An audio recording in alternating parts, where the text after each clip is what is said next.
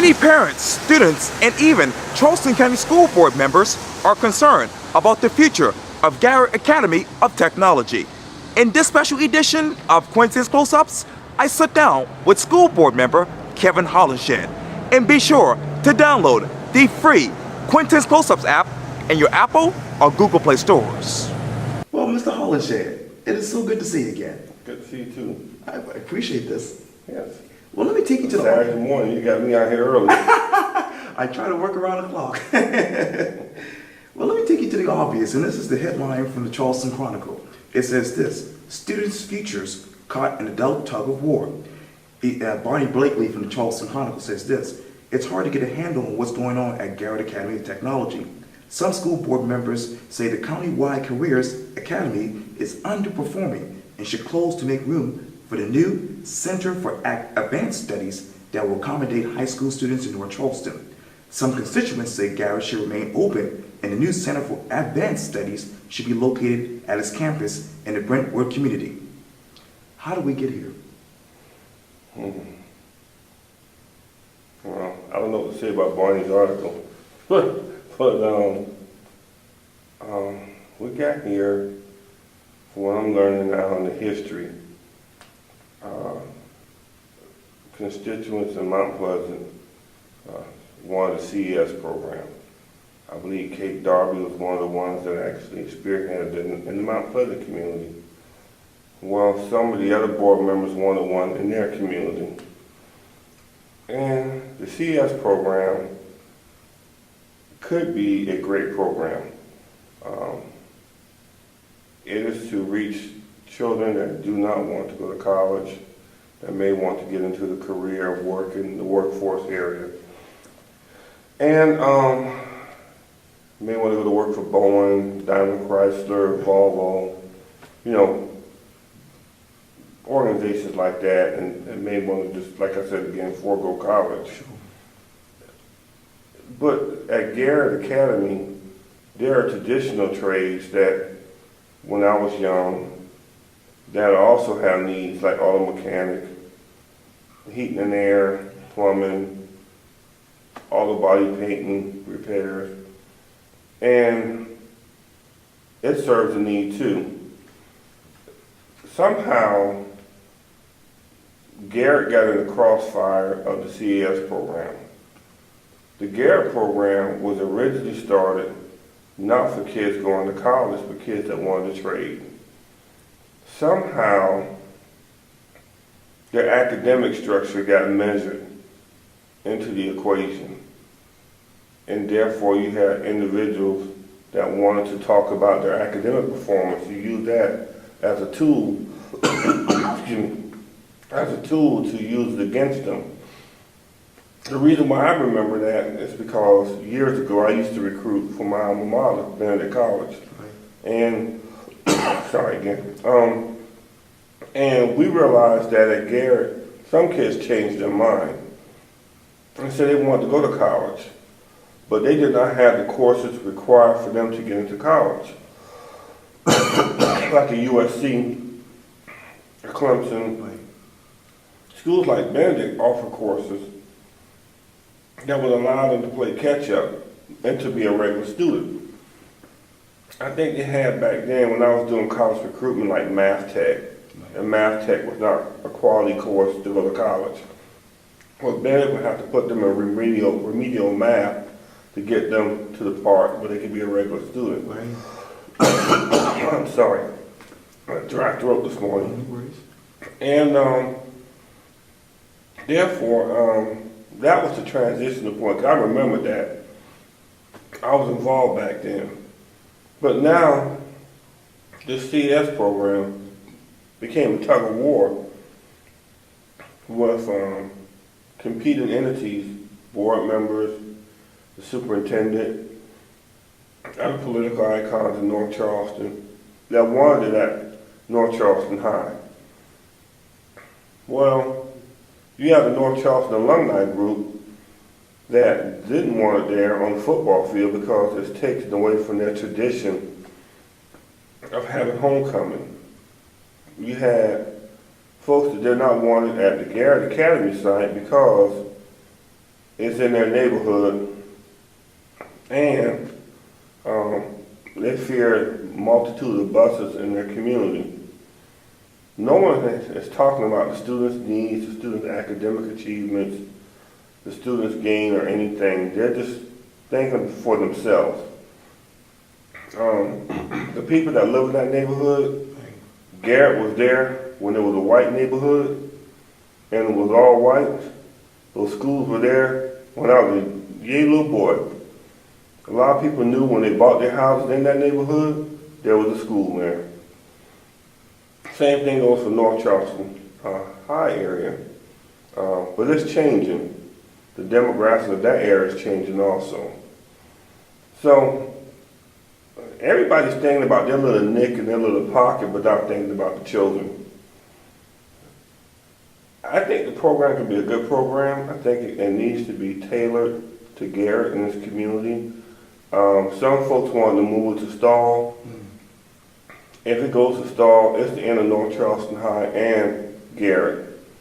Because the traffic that's up there in that particular area, it would take someone from North Charleston High at least 45 minutes to get to school there, to get to that program.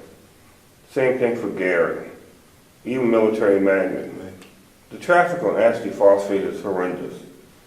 It reminds you of Mount Pleasant during its peak hours, but Ashley Phosphate is continuously busy.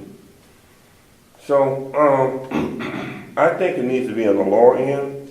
Okay. There are groups like QEP, Kendall Dees, Jesse Williams, Marvin Pendarvis, and others that we talked about other alternative solutions that we'll talk about this Wednesday at the community outreach meeting. Right. There are other individuals I just heard on Facebook that have folks upset in West Ashley from talking about combining the two entities and making it fit West Ashley and North Charleston. Well, that wasn't discussed in the board meeting.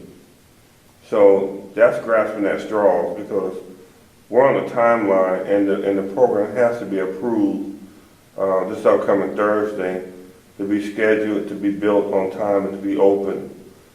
Anything else would be a monkey wrench in the process. What is the state of the Charleston County School District in your mind right now? They're doing some good things, but again, personalities, individual ambitions foresee what's right.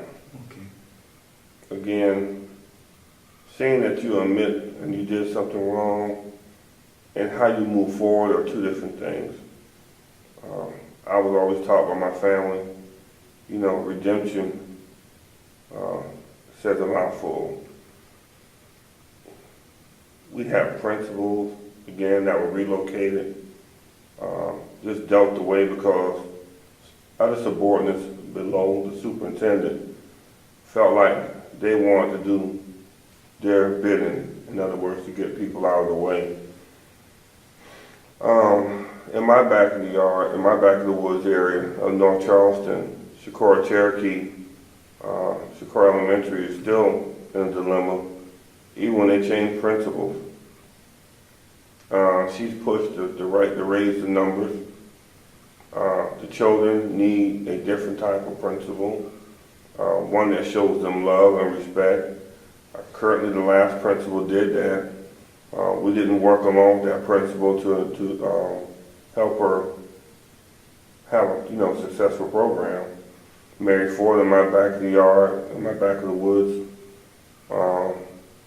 still struggling, has not made any significant gains. So the thing of optical illusion, as you see what's happening in Washington, I want you to focus on something else while this right here goes down the road in the hell basket cart, rattling, the wheels rattling off and everything else. But we're all here looking over here and saying the sky's beautiful when everything else is not. So we got some serious problems on Quintin, very serious. I think, like one bright point I saw recently that the superintendent did do. I think Cindy Ambrose is a go-getter and a fighter. She's a deputy superintendent. Right. Something about her is positive. I think she's about business. There are some other things I'm concerned with, but I think she's possibly part of the solution. Anything positive about Dr. Postaway? I call her Felix the cat. She's 9 lives. She survives. She's when she took this job, she knew what she was getting into. She asked for that position. She's made some mistakes. We need to look at those mistakes. And I'm not saying that she's not warranted to have an extension of her contract, but they need to be put on the table as a board and weighed. Just the other day, we had the evaluation form submitted at the last minute to the board members, less than 8 hours before the board meeting, and it was prepared by the superintendent.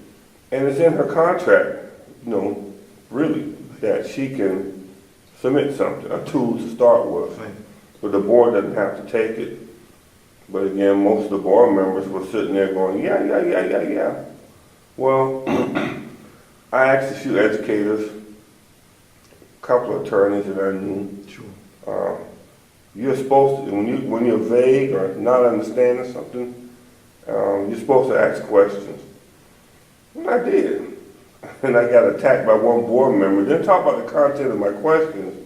Talked about me asking questions about the evaluation. Well, the evaluation that was submitted was intimidating to not only the board members, but to the general public. The evaluation should be simple. Should be something that you'll be able to read, the average person in the street should be able to read and understand, not something that should be generated by one side. Her evaluation should also be done by an independent third party that's familiar with evaluation. It should not be ran by the board, quote, and the superintendent. We didn't do that at PRC when I was chair of the commission. I can remember Tom O'Rourke didn't like it, but he came out with flying colors. And but it was done right. There was, the public knew we did it right. I'm not in agreement with this process right now. Just not. How many votes do you have to extend the superintendent's contract in your mind? Well, I understand. I'm hearing that she has this clause in her contract I was looking at, a supermajority of 6 board members, which I think that is illegal and it goes against the primary function of the board's bylaws. So that's something else that could be questioned. But I would just say normally 5 votes.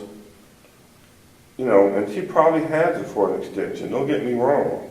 But it has to pass the mustard test. Has to. Why should I give you an apple and an orange when you knew 4 of them in the barrel were rotten when you presented it to me, but you want to give me the good, but don't want to give me the bad? You don't want to take the bad along with the good. You just want the good. Doesn't make any sense. Maybe talk to you more about the votes, because how many votes do you guys have to keep Garrett open in generality beyond the program? Well, this week, unless Priscilla calls in, there'll be 8 board members voting on that action item on Thursday. I believe we'll have the votes to keep it in the lower end of North Charleston. Hopefully, the groups that are pulling together and talking about options will come to the board meeting that night. Even though we're going to take a vote, they will at least tell the other board members what they want and what they feel is best need for North Charleston. Well, Kevin Hollingshead, thank you so much for your time. I really appreciate this. Hey, great talking to you. You got me kind of looking boggled on a Saturday morning. Sorry. I tried to give you my best, man. But you did your best today. I appreciate it. Thank you, guys. Anytime. Take care. Likewise.